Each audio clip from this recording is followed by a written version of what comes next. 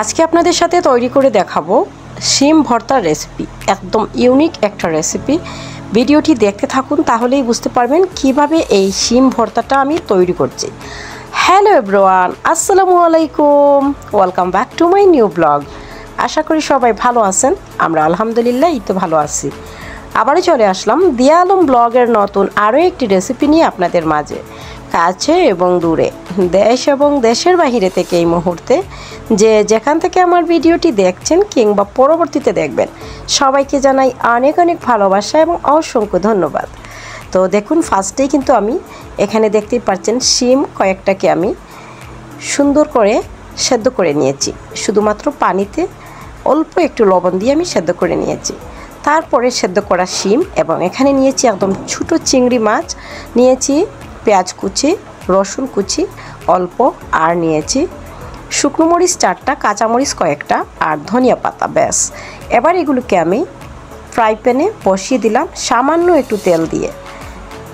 এবার এগুলোকে আমি সুন্দর করে ভেজে নেব।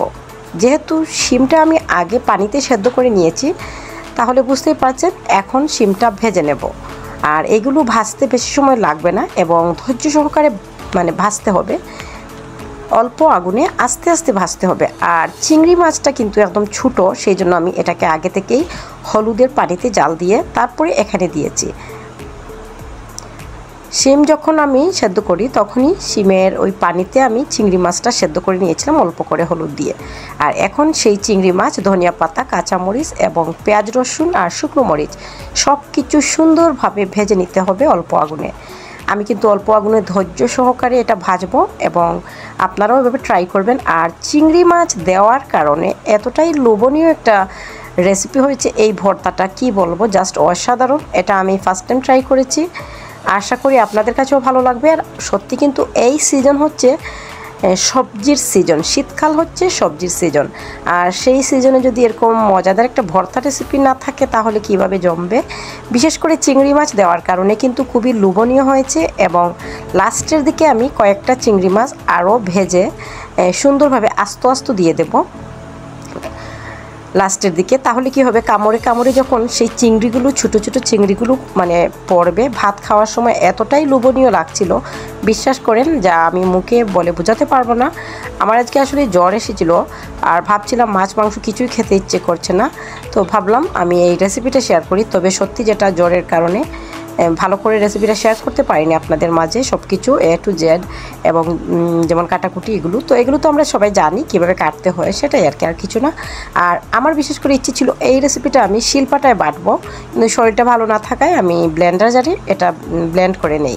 তবে ব্লেন্ডার জারে আমি সুন্দর করেই এটাকে ব্লেন্ড করেছি, একদম মিহি করিনি, অল্প করে দানা দানা রেখেছিলাম যাতে করে খেতে ভালো লাগে। আপনারা আপনাদের ইচ্ছে মতো করতে পারেন, শিলপাটায় কিংবা ব্লেন্ডার জারে। হাত দিয়েও কিন্তু এই রেসিপি করা যায়, এটা কিন্তু হাত দিয়ে মাখিয়ে একদম ম্যাশড করে নেওয়া যায়। শিলপাটাও লাগবে না, বাটাবাটির কোনো ঝামেলা লাগবে না, হাত দিয়েও এটা করা যায়। তো আমি ব্লেন্ডার জারেই করেছি, আপনারা আপনাদের পছন্দ মতো করতে পারেন। এবং ভাজাটা দেখে নিশ্চয়ই বুঝতে পারছেন ধৈর্য সহকারে ভাজছি কিন্তু আমি।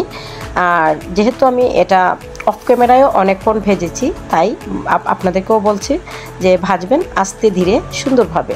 তো ফাইনালি কিন্তু ভাজা হয়ে গেছে, দেখুন এইভাবে হয়েছে, বুঝতেই পারছেন এবার কতটা সুন্দরভাবে সব কিছু ভাজা হয়েছে, দেখে বুঝতে পারছেন।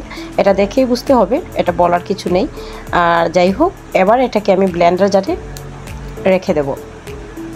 তো এটা এখানে রেখে দিচ্ছি, তারপর ব্লেন্ড করব একটু লবণ দিয়ে। আর তার আগে আমি এখানে কয়েকটা ছোটো চিংড়ি দিয়ে দিচ্ছি একটু হলুদ আর লবণ দিয়ে।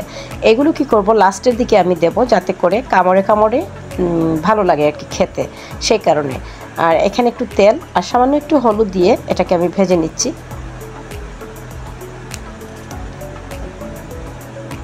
হলুদ আর লবণ দিয়ে সামান্য একটু তেল দিয়ে এগুলোকে আমি ভেজে দিচ্ছি। এখানে আমার মনে হচ্ছে আর একটু তেল দিই, তো সামান্য আরও একটু তেল দিয়েছি।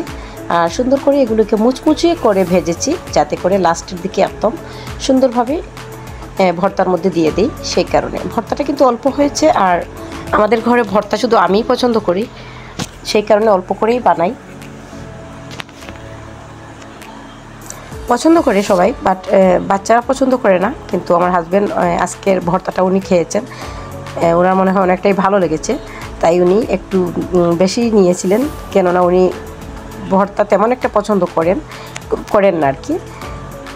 তো আজকেরটা ভালো লেগেছিল। আর আমি লাস্টের দিকে কিন্তু আরেকটা জিনিস ভালো করে পুরো ভিডিও দেখলেই বুঝতে পারবেন, লাস্টের দিকে আমি কিন্তু দিয়েছিলাম পেঁয়াজ টুকরো টুকরো করে দিয়েছি, যাতে করে কামড়ে কামড়ে টুকরো টুকরো পেঁয়াজটা থাকে। যদি এটা আমি শিলপাটায় বাটতাম তাহলে কিন্তু আমি পেঁয়াজটা থেতু করে নিতাম। তো সেই কারণে আমি এই যে লবণ দিয়ে এটা বেটে নিয়েছি, দেখতেই পাচ্ছেন ব্লেন্ডার জারে। সামান্য একটু সরিষার তেল এখানে দিয়ে দিয়েছি, আর এরকম টুকরো টুকরো পেঁয়াজ দিয়েছি। যদি আমি শিলপাটায় বাটতাম তাহলে কাঁচা পেঁয়াজটা থেতু করে দিতাম, আর কামড়ে কামড়ে পড়লে আরও টেস্টি হতো। তো এরকম আপনারা টুকরো টুকরো করে পেঁয়াজ দিয়ে দিতে পারেন। অল্প করে আমি ভেজেছি, আর তারপরে শিমের যে ভর্তাটা বানিয়েছি সেটা কাঁচাই খাওয়া যাবে, কিন্তু তারপরে আমি একটু ভালো ফ্লেভার আনার জন্য এখানে সরিষার তেলের মধ্যে সামান্য করে পেঁয়াজগুলো ভেজে নিচ্ছি, আর তারপরে আমি ভর্তাটা এখানে দিয়ে ভেজে নেব। হালকা করে ভেজে দিলেই মানে টেস্টটা আরও দ্বিগুণ বেড়ে যাবে, আর সেই কারণেই অনেকটাই স্বাদ হয়েছিল, বিশ্বাস করেন, জাস্ট ওয়াও। আপনারা যদি ট্রাই না করেন তাহলে বুঝতে পারবেন না। তো দেখতেই পাচ্ছেন আমি কি করে এটাকে ভর্তাটাকে ভেজে নিচ্ছি। এখন কিন্তু এটা অল্প আগুনে শুধুমাত্র নাড়াচাড়া করে দিলেই হবে, আর কিছু লাগবে না। তো ভর্তার জন্য আমার কাছে মনে হচ্ছিল একটু লবণ কম হয়েছে, তারপর আমি একটু লবণ এবং আরও একটু সরিষার তেল এখানে দিয়ে দিই।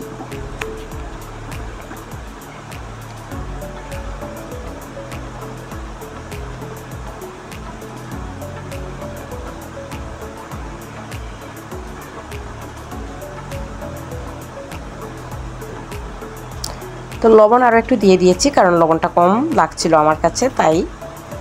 তো দেখতেই পারলেন সুন্দরভাবে ভাজা হয়ে গেছে কিন্তু। আর আমি কিন্তু একদম মিহি করে ব্লেন্ড করিনি, একটু থেতু করে ব্লেন্ড করেছি, মানে একদম মিহি করিনি, আবার একটু বেশি বড় রয়নি, এরকমভাবে আর কি। আর পেঁয়াজটা দেওয়ার কারণে কামড়ে কামড়ে পেঁয়াজটা পড়েছে এবং চিংড়ি মাছগুলো পড়েছে, একদম অসাধারণ হয়েছিল কিন্তু। তো যারা যারা আজকের রেসিপিটা দেখলেন, এতক্ষণ ধরে আমার সাথে আছেন, কার কাছে আজকের রেসিপি কেমন লাগলো অবশ্যই কমেন্ট করতে ভুলবেন না। আপনাদের সুন্দর সুন্দর কমেন্ট আমাকে আরও সুন্দর সুন্দর ভিডিও বানাতে উৎসাহিত করে। তো ফাইনালি ভাজাভুজি হয়ে গেছে, এবার আমি একটা প্লেটে তুলে নিচ্ছি।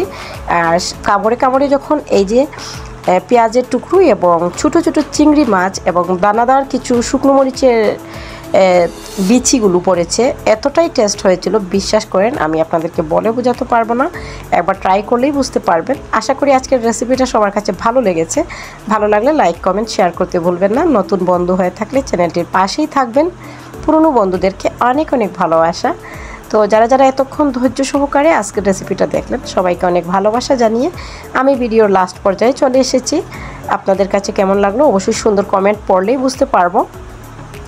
আর দেখে নিশ্চয়ই বুঝতে পারছেন কতটা লোভনীয় হয়েছিল, আর বলার কিছু নেই। যাই হোক, আপনারা অবশ্যই বাসায় ট্রাই করবেন। তো সবাই ভালো থাকবেন, সুস্থ থাকবেন এবং সবসময় সবাই দিয়া আলম ব্লগের সাথেই থাকবেন। দিয়া আলম ব্লগও সবার সাথে আছে এবং থাকবে ইনশাআল্লাহ। নেক্সট আরও একটি নতুন ভিডিও দেখার আমন্ত্রণ জানিয়ে আজকের ভিডিওটা আমি এখানেই এন্ড করলাম। সেই অবধি সবাই ভালো থাকবেন, নিরাপদে থাকবেন। আল্লাহ হাফেজ, আসসালামু আলাইকুম।